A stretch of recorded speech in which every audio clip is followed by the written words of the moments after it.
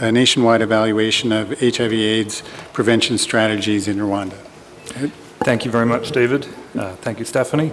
Thank you, everybody, for coming to Vancouver. It's unfortunate we don't have better weather for you this week, because it's often a glorious place to be. I have a couple of caveats before I begin. First is that I have had some trouble with my speech this week, and so I apologize if I'm unclear. I'll be happy to talk to anybody afterwards, maybe make it a little bit more clear.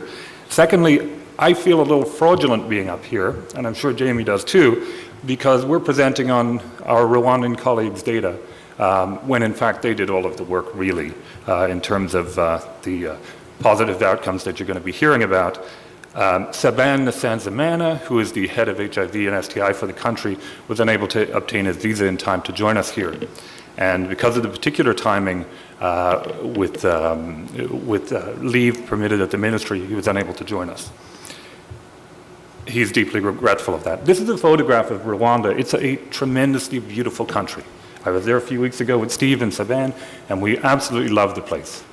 On Monday this week, this coming week, is the 20th anniversary of the genocide. And so one of the reasons that Saban hasn't been able to travel, as well as lots of people are going to be staying within country, is because there is a month-long period of mourning. So let's just keep that in mind as we also present positive results to you today. So Rwanda didn't have much coverage with ART up until 2004. There was a little less than 300 people in the whole country receiving ART prior to the PEPFAR and Global Fund contributions 10 years ago. They have had remarkable progress in a variety of health issues. They attained universal coverage for ART in 2009. They currently estimate their coverage at about 93% at the threshold of eligibility of less than 350 cells. And the median CD4 currently at initiation is around the 300 mark, so they're doing remarkable. The objective of our study is that given that Rwanda is a unique country that provides all of the HIV care either in partnership with ministry partners or provided through ministry themselves, we have a very unique data set with which to explore the impact of treatment and prevention as well as potentially other preventive strategies. We have designed our study to try and infer causal effects, and we're using a staggered time influence design, which is quite similar to a difference in difference approach. Here's a picture of Rwanda that might be helpful to you, get an idea of the coverage. The majority of the triangles that you're seeing offer VCT, PMTC, and ART. So VCT, voluntary counseling testing, prevention and monitoring child transmission, and antiretroviral therapy. Rwanda is divided up into 30 districts, which are catchment areas that have the majority of the health services, as well as 416 sectors within those 30 districts that are catchment areas for one or more health centers.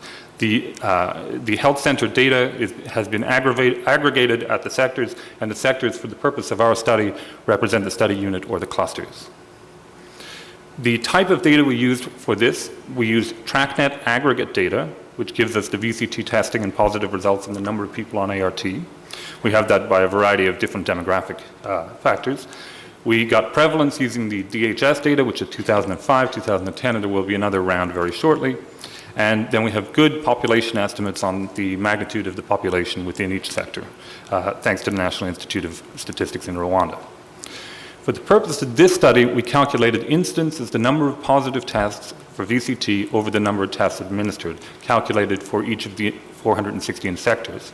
ART is coverage was calculated as the number of patients on ART divided by the number of people known to be HIV positive, and calculated at the district level only so that we could adjust for leakage issues between the sectors. So in terms of some descriptive statistics, if you look at the following slide, it gives you an idea that since 2004, they went from a very small number of people on ART and up to 2013, where they have 123,000 people, and in 2014, it's up to around 129,000 people receiving ART. Very strong linear relationship there. In terms of the new HIV positive tests, well, by 2004, they were only beginning to get their first HIV funding, so there even hadn't been a lot of HIV testing going on before that, and we see that the trend for a decrease starts around 2007 to 2008, and then goes down somewhat dramatically. This is showing you the same information via district, and what you'll see is coverage on the left-hand side of your screen, and some places have much greater coverage, places like Kigali, the capital of the country, and on the right-hand side is incidence, and you can see a clear trend that it's going down. So ecologically, we've got a very strong inference here that as you scale up coverage, the incidence goes down, but that's just ecological. Here's showing you the same thing. Chris Murray from Seattle has always told us, try to do your best with visualizing things, because a lot of people don't like tables and graphs, so work on visualizing. And that's where we are right now, and just beginning to really get into how to visualize these things. But what I'm showing you on the top is that the height of the districts that are presented represents the incidence. On the bottom graph, a few years later, you can see that the height of those districts is considerably lower, and then the intensity of the color on the top represents the coverage of ART with very low, intensity should probably be background, but the intensity red represents low coverage, and by 2013 we've got very good coverage. So in terms of estimating trends, we did our analysis by sequential rollout. Because rollout didn't occur all at once within the country, it occurred year by year, or month by month occurring, rolling out across the country. It gives us a very unique circumstance. So ART was staggered across facilities and sectors, and we have incidence data at multiple time points before and after ART rollout by the sector. There are some things to consider, such as leakage or contamination, let's say, which is if you were in one rural area and you traveled to another district or sector to pick your drugs up and then went back to your sector, what influence might you have on that particular sector? So to minimize risk of bias, we controlled for a variety of factors like that. I realize I'm moving on in time, so I want to get quickly going here.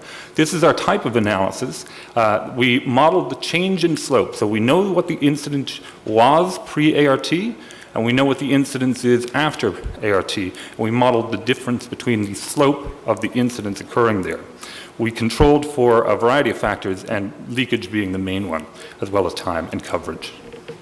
In terms of our results, well, with the current coverage that the Rwandan government provides, the current coverage of about 40% of people who are HIV positive, they have reduced incidence on a yearly basis by 22.9%.